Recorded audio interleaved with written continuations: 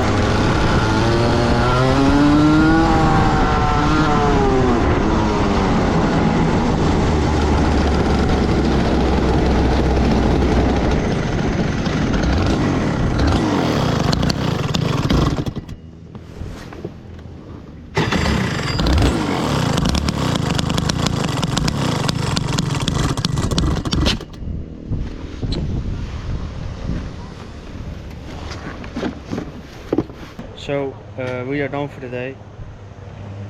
In the session I felt I missed power. I thought I heard the exhaust leaking somewhere, and first I thought it was the gasket over here on the manifold, and that one is leaking as well. So, but we're going to fix that. We're just going to buy a new gasket. But we just took the power valve off. You can see it's broken here. This part of the power valve is just broken. This is the broken piece. So hopefully everything will just stay together and not break. that was actually the problem, and we don't have a new power valve or anything with us.